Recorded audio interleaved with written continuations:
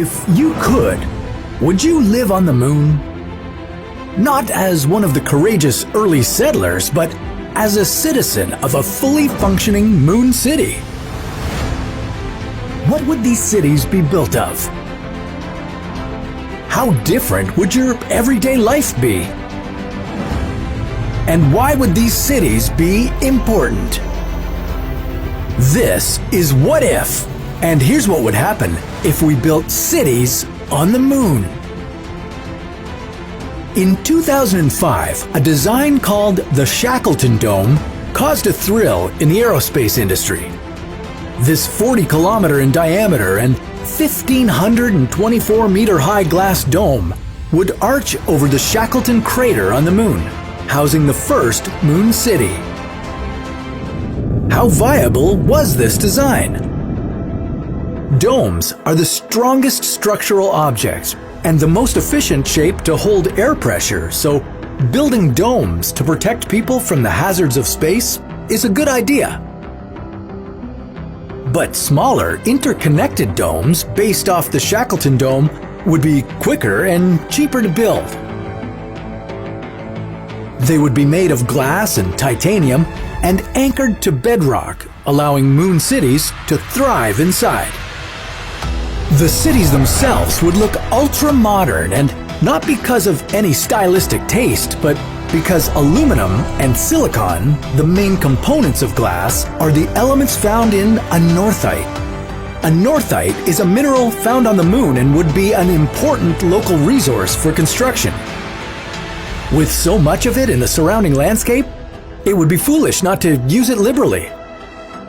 Another popular construction material used in this futuristic city would be a concrete-like geopolymer created from two additional readily available materials: moon dirt and your pee.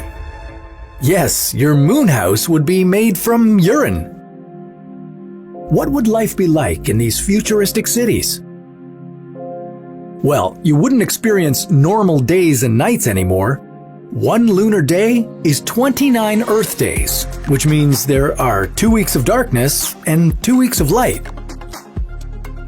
But because cities would be built around the moon's poles, you would only have to experience 4 consecutive Earth days of darkness at a time. Your diet would also change.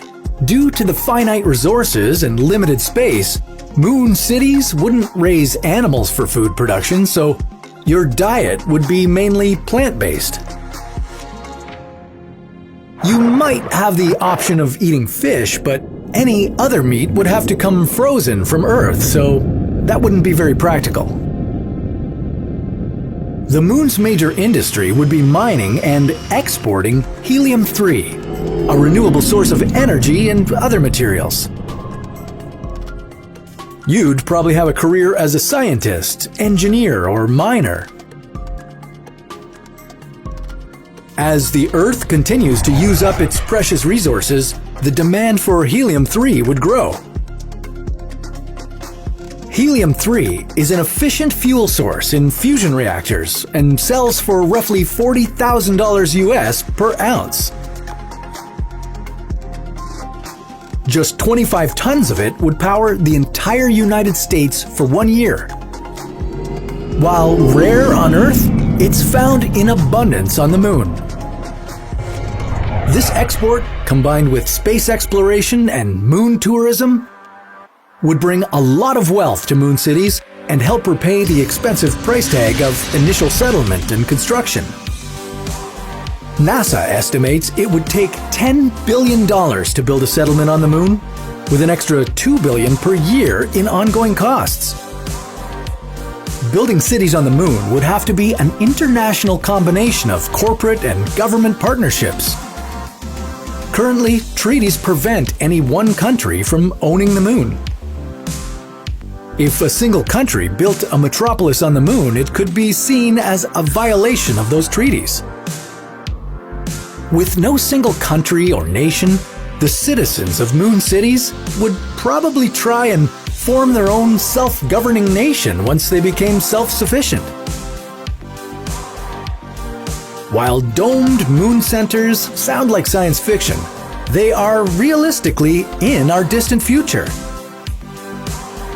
Settling the moon would open up opportunities for science, engineering, new ways of thinking, and further space exploration.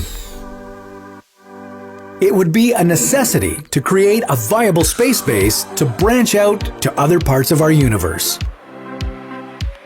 But before we could construct immense cities on our moon, we would first have to build initial, smaller colonies which involve their